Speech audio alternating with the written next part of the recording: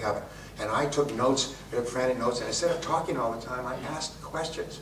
And instead of blah, blah, blah, I listened carefully to answers, and customers began to respond to me differently. And they began to be open to my offerings, and then they began to buy my products or services, and then my sales started to go up and up and up. They began to hockey stick. Well, what I learned, grab some water here, what I learned was the law of cause and effect. And the law of cause and effect says that for every effect in your life, there are specific causes. If you want to get high sales results, then what you do, that's the effect that you desire, then what you do is you find out who is getting high sales results, and you do the same things they do over and over again. You don't deviate, you don't go off the reservation, as we say, you don't do your own damn thing. What you do is you learn the sales process meticulously until you can do it in your sleep, and then you can be more creative. Then you can add your own personality or temperament.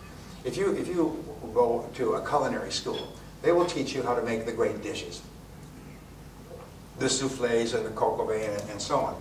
And what they'll do is they will supervise you, and they will teach you how to make this meticulously. And exact detail, exact ingredients, exact everything. And then, once you have mastered it so that you can make it in your sleep, if you want then to add something to it, then you add something to it. The big mistake I have found in almost every field, but especially in sales, is that people start to learn how to sell, and then they go off and do their own damn thing. They go off the reservation and they say whatever they want. They deviate, which is why the big companies send a supervisor out and they watch them, and no deviating. Just like a school marm with a ruler, they give them a smack. You deviated from the professional selling presentation we use. And a professional presentation will increase your sales by 500%. Literally, once you've learned the presentation. It's almost like becoming a fast gun, being able to draw and fire. And you, as a professional, can outsell your competitors. You can sell higher priced products against lower priced competition.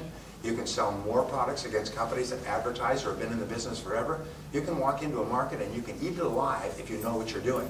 If you don't, what happens is you'll be struggling, you'll be frustrated, you'll be worried about the economy. Well, what I learned over the years, and by the way, the research on this is tens of millions of dollars.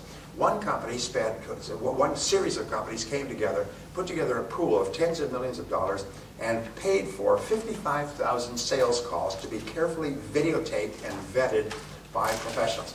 And what they did is they would interview the salesperson before the sales call and say, what do you expect to happen?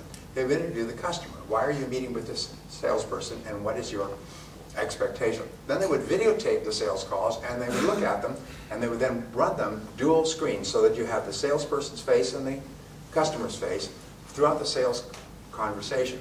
And they would watch what the salesperson said, they would watch how the customer responded and reacted, and then if it turned into a sale, they would ask the customer afterwards, why did you decide to buy? And if they decided not to buy, why did you decide not to buy? If they decided to buy after 2 or 3 calls, why did they decide to buy after 2 or 3 calls? And what happened was almost like a Polaroid photograph. If you remember the Polaroid photograph, you take the photograph and then the chemicals begin and the picture starts to emerge. A picture started to emerge of how top salespeople sell in 32 different industries. And it was literally a repeatable, duplicable pattern, like a recipe. It was always the same. And so that's what I began to learn, began to study. So in selling, what you find is you have 7 parts. And the 7 parts are like the 7 numbers in a telephone number. First is prospecting. And prospecting means separating prospects from suspects. Now, what is a prospect? A prospect is a person who has one of 4 qualities. And by the way, marketing is always starts with these 4 qualities, because marketing, what's the difference between marketing and sales, by the way? Do you know? People say marketing and sales, sales and marketing, and often, even business people really don't know the difference. What's the difference? Yes, sir. Could you speak up, please? Marketing is basically make what sells. Sorry, sales is make what sells. Marketing is sales is sell what you make. Marketing is make what sells. That's very close. Thank you. Actually, marketing is the business of getting people to raise their hand. For instance, I would say, anybody here hungry? You know, lunchtime, anybody hungry? I'm hungry. So now we know the people who are qualified if you sell food, okay? Now, selling is converting that person who is hungry to coming to your restaurant rather than somebody else's. So remember, marketing is attracting qualified prospects, and selling is converting them into customers. And it's two separate processes. Peter Drucker says that the purpose of marketing is to make selling unnecessary. And a perfect example, which we all like, is this whole thing with Apple. What Apple's done in the last 10 years, they come out with an iPod, and everybody has no idea what an iPod is, and as soon as they understand, you see that Sony last year shut down their entire Walkman division. It used to be $1 billion in sales. They shut it down completely. The iPod put them out of business. And then after 2 or 3 years, they come out with an iPhone. What is it? What is an electronics company doing with an iPhone? I mean, the telephones are developed by telephone companies. They come up with a phone that is now selling $50 million a year. It's unbelievable. Then after 2 or 3 years, they come up with the iPad. Anybody got an iPad? We've got an iPad. What they do with those is people line up around the block. They don't even know what's in it. But in the US, I don't know what it's like here, hundreds of people would start sleeping on the sidewalk at midnight, lined up around the block, sleeping on the ground to get the first iPads when the store opened this morning, and pay $500 a piece. And I understand they're much more expensive here. You should get one over there. Go for Irish duties. Anyway, and they got these iPads. They didn't even know what was in it, but the marketing was so good that people were just fighting and clamoring over each other to buy it. The marketing purpose of good marketing is to make selling unnecessary. So what does good marketing do? Good marketing identifies what it is that a prospective customer really wants and really needs and will really pay for, and the marketing says, here it is.